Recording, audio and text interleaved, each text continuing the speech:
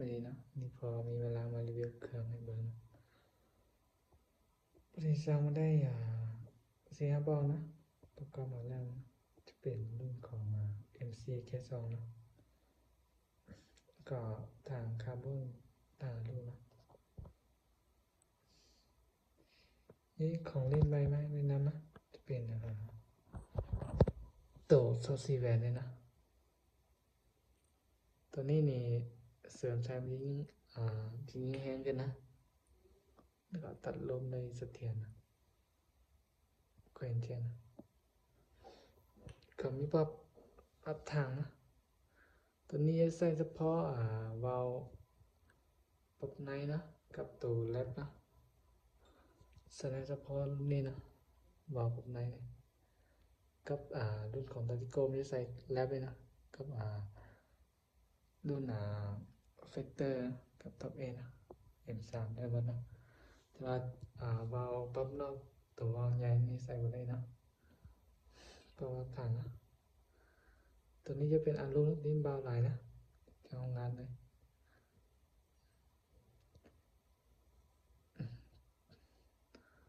ตัวนี้เนี่ยให้เสริมใส่เลเซอร์ใส่ได้นะแต่เธอนี่ตัวนี้ใส่บนจับหรือมันอย่างก็ได้นะ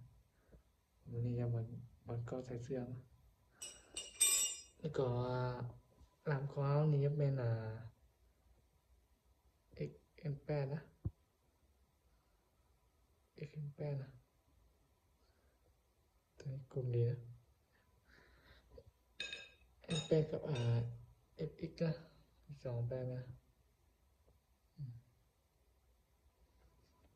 ใครสนใจเราก็ไม่ขายตั้งห้างกันนะเรานี่ล้านประมาณ1.5 ล้านลงมานะตัวโซซีแบนสั่งมาได้5 อันนะแล้วก็เขาจัก2 อันแล้วเหลือ3 อันตอนนี้8 ปลายนะ800,000 ปลายนะเอามาดูตัวปืนค่ายเบิ่งนะตรงนี้เป็น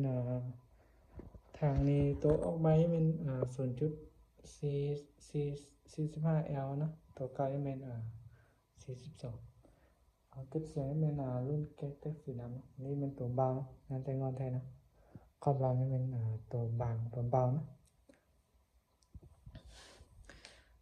กล้องนี่เป็นตัว6 ลบ24 คนใน42ตัวนี้ขนาดใหญ่นะระยะซูมเป็น24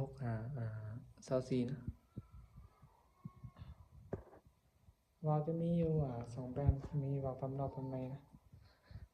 ส่วนตาติโกกับเฟเตอร์นี่ประมาณอีก4-5 มื้อกินข้าวนะยังมีแต่MC K2 เนาะกับทางคาร์บอนกับเบสเอททาง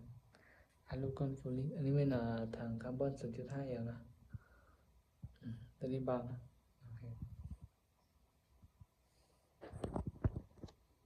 มีลูกค้าเบอร์ลูกค้าคนใดสนใจเป้าใดก็ติดต่อเบอร์ที่วางไว้นะติดต่อมาได้ติดต่อโทรเบอร์รายละเอียดตัวจริงกันนะคนตัดสินใจเพราะว่าเดี๋ยวนี้ของอันนั้นมาหลายมั้ย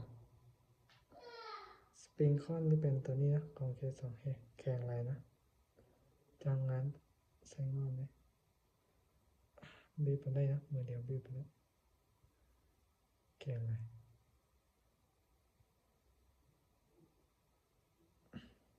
กลางนะบ่มีกดมีอย่างนะถึงจะจังงั้นแท้นะเครื่องก็ประกอบอะไรเป็นแบบนี้นะนี่ก็คำว่าพับไทยได้กับเขานะพับไทยดึงเข้าดึงออกได้กันนะตัวนี้นี่ตัวไทยนี่มันจะสะดวกนะน่าสายตาไม่สะดวกก็ต้นไม้เลยนะ